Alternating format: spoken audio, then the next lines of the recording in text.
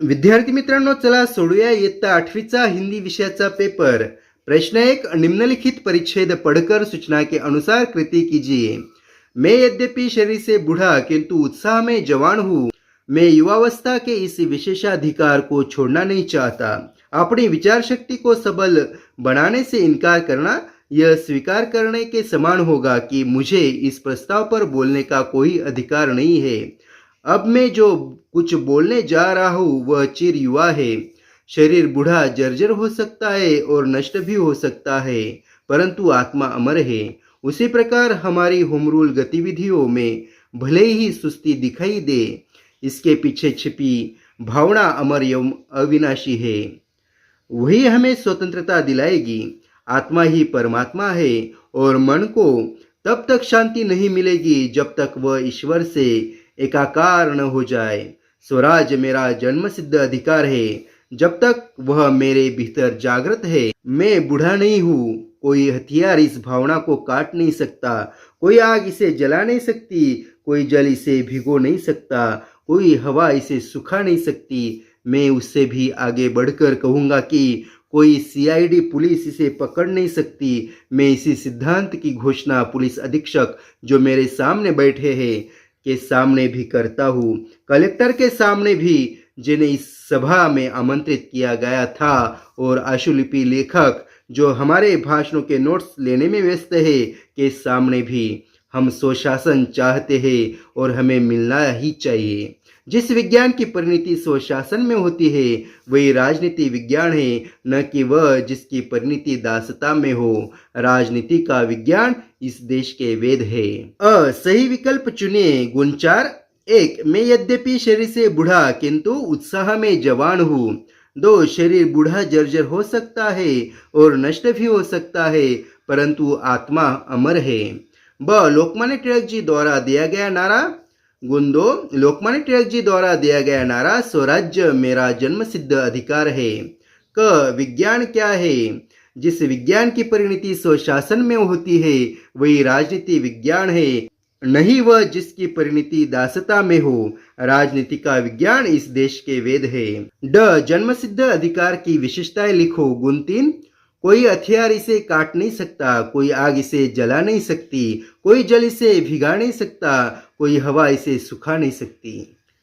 प्रश्न 2, निम्नलिखित पद्यांश पढ़कर सूचना के अनुसार कृति कीजिए। धरती का आंगन महके कर्म ज्ञान विज्ञान से, ऐसी सरिता करो प्रवाहित खिले खेत सब धान से। अभिलाषाएं नीत मुस्काए आशाओं की छाह में, पैरों की गति बंधी हुई हो विश्वासों की राह में। शिल्पकला कुमोदों की माला वक्षस्थल का हार हो, फूल फलों से हरी भरी इस धरती का श्रृंगार हो। चंद्रलोक या मंगल ग्रह पर चढ़े किसी भी यान से, किंतु न हो संबंध विनाशक असरों का इंसान से। सास सास जीवन पट बुनकर प्राणों का तन ढकती, सदाचार की शुभ्र शलाका मन सुंदरता आकती। प्रतिभा का पैमाना मेधा की ऊंचाई नापता, मानवता का मीटर बन मन की गहराई मापता। आत्मा को आवृत्त कर दे स्नेह प्रभा परिधान से, करे अर्चना हम सब मिलकर वसुधा के जयगान से, वसुधा के जयगान से। कृति पूर्ण कीजिए। गुण 4, 1, धरती का आंगन इनसे महक कर्म ज्ञान से विज्ञान से। 2, धरती का श्रृंगार इनसे होगा फूलों से फलों से। ब, उत्तर लिखे। गुण 4, 1, मेधा की ऊंचाई नापेगा प्रतिभा का पैमाना। 2, हम सब मिलकर करे जयगान से वसुधा की अर्चना।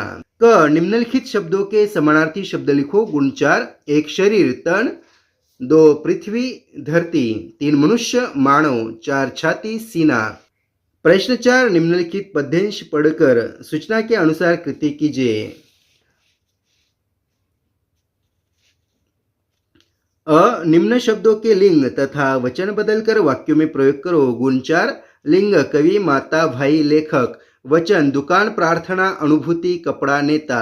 1, कवि कवयित्री महादेवी वर्मा हिंदी की एक श्रेष्ठ कवित्री थी। 2, माता पिता बालक ध्रुव पिता की गोद में बैठना चाहता था। 3, दुकानें गोली चलते ही सभी दुकानें बंद कर दी गई। 4, नेतागण मंच पर केवल नेतागण ही बैठे थे। ब, कविता में उल्लिखित मानव के विभिन्न रूप लिखो। गुण 3, एक कृषक धरती को उपजाऊ करने वाला, अनाज के भंडारों को भरने वाला। दो जननी माता। क गीत की विशेषताएं लिखो। गुण 3, एक संतान के प्रति जननी का प्रेम। दो कृषक के अन्नदाता रूप का वर्णन। 3 कलाकार और कवि के सृजन का वर्णन। 4 सत्यनिष्ठ और बलिदानियों का वर्णन। प्रश्न 5 अ विरुद्ध शब्द लिखिए। गुण 2, एक मृत जीवित। 2 साहस डर। ब निम्नलिखित शब्दों के आधार पर मुहावरे लिखकर उनका अपने वाक्यों में प्रयोग करो। गुण 3, एक ईंट, 2 जान, 3 पानी। एक ईंट का जवाब पत्थर से देना। हमारे सैनिकों ने ईंट का जवाब पत्थर से दिया। 2 जी जान से लगना। परीक्षा निकट आते ही सभी जी जान से पढ़ते हैं। 3 आंख में पानी आना। माँ की आंख में पानी आया। क सामान्य भूतकाल में परिवर्तन कीजिए। गुण 4, एक हम 2 दिन जुहू पर विश्राम करेंगे। हम 2 दिन जुहू पर विश्राम करते थे। 2 मैं देर से आऊंगा। मैं देर से आया। ड अविकारी शब्द अव्यय के प्रकार लिखो। गुण 3, एक क्रिया विशेषण अव्यय। 2 समुच्चय बोधक अव्यय। 3 संबंध बोधक अव्यय। 4 विस्मयादि बोधक अव्यय। प्रश्न 6 निम्नलिखित विराम चिन्ह का नाम लिखकर वाक्य में प्रयोग करो। गुण 4 विराम चिन्ह के नाम लिखने हैं। 1 अल्पविराम, लो तुम्हारी चांदी की कुल्हाड़ी। 2 प्रश्नार्थक चिन्ह, आप कहाँ जा रहे हो। 3 दोहरा अवतरण चिन्ह, डॉक्टर ने कहा कुछ सीरियस नहीं है। अर्धविराम, अच्छा है तुम भी साथ चलो, 1 से 2 भले।